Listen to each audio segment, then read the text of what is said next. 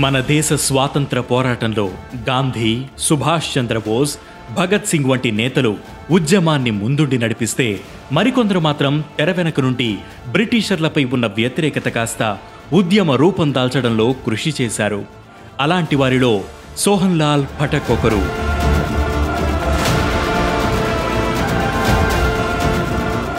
విదేశాల్లో సేనలను సైతం తెల్లదొరలపై తిరగబడేలా చేసి బ్రిటిష్ సర్కారుకు ముచ్చెమటలు పట్టించారు. స్వాతంత్ర పోరాట చరిత్రలో ఆయన పోషించిన పాత్ర చిన్నదే అయినా ఎందరిలోనూ ఉద్యమ స్ఫూర్తిని రగిలించిన ఈయన కథ గురించి ఈరోజు మన అనగనగాలో.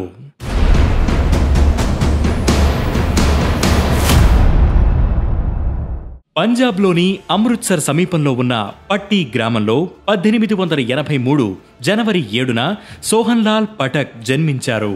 చదువుల్లో చురుకుగా ఉండే సోహన్ లాల్ చిన్నతనంలోనే ఎన్నో స్కాలర్షిప్లు, అవార్డులు గెలుచుకున్నారు. కానీ కుటుంబ ఆర్థిక పరిస్థితి బాగోకపోవడంతో ఆయన చదువు మధ్యలోనే ఆపేయాల్సి వచ్చింది. కొంతకాలం కూలి పనులు చేసి బతికిన ఆ తర్వాత లాహోర్లో టీచర్ ట్రైనింగ్ తీసుకుని ఆ తర్వాత అక్కడే టీచర్గా పనిచేయడం మొదలుపెట్టారు. 1901లో ఆయనకు గురుదాస్పూర్ జిల్లాకు చెందిన లక్ష్మీదేవితో వివాహమైంది. లాహోర్లో పనిచేస్తుండగానే పటాక్ జాతీయవాదానికి ప్రభావితులయ్యారు. ఆయనపై లాలా లజపతిరాయ్ ప్రభావం కూడా ఉంది. ఆ కారణంతోనే ఆయన టీచర్ ఉద్యోగం మానేసి లజపతిరాయ్ స్థాపించిన వందేమాతరం పత్రికలో పనిచేయడం ప్రారంభించారు. ఇక అక్కడే మరో రెవల్యూషనరీ గాదర్ పార్టీ సహ వ్యవస్థాపకులు లాలా హర్ దయాల్తో పరిచయమైంది. హర్ దయాల్ పరిచయంతో స్వాతంత్ర పోరాట స్ఫూర్తి ఆయనలో మరింత పెరిగింది. ఇదే సమయంలో భార్యాబిడ్డలను కోల్పోయిన పటాక్ 1909లో థాయిలాండ్కు మకాం మార్చారు. అక్కడ మళ్లీ హర్ దయాలను కలిసిన పటాక్ గదర్ పార్టీలో చేరి తక్కువ కాలంలోనే కీలక సభ్యుడిగా మారారు.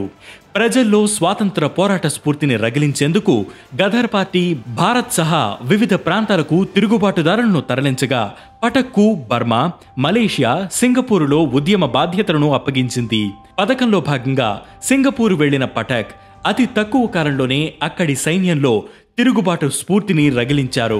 1915లో 2,000 మంది సైనికులు బ్రిటిషర్లపై తిరుగుబాటుకు సిద్ధపడేలా చేశారు. ఆ తిరుగుబాటు రోజు రోజుకు తీవ్రమవడంతో వీరిలో 1000 మందిని బ్రిటిష్ సర్కార్ బదిలీ చేసింది. అయినా తిరుగుబాటుదారుల్లో జోరు తగ్గలేదు.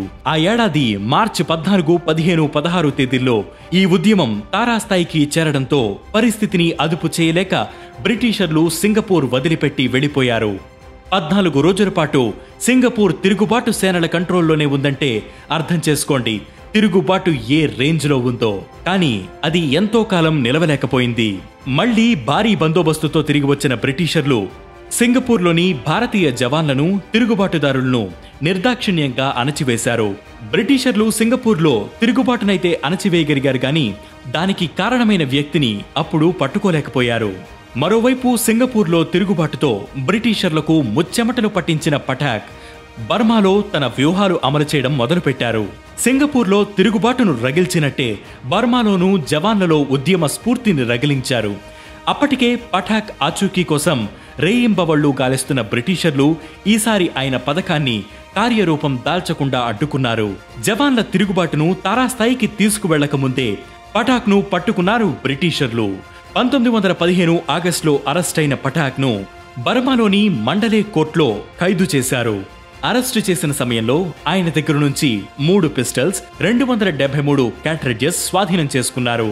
అధికారికంగా క్షమాపణలు చెప్తే క్షమిస్తామని బ్రిటిషర్లు చెప్పినా పటాక్ తగ్గలేదు. క్షమాపణలు చెప్పాల్సింది తాను కాదని బ్రిటిషర్లే భారతీయులను క్షమించమని కోరాలని బదులిచ్చారు.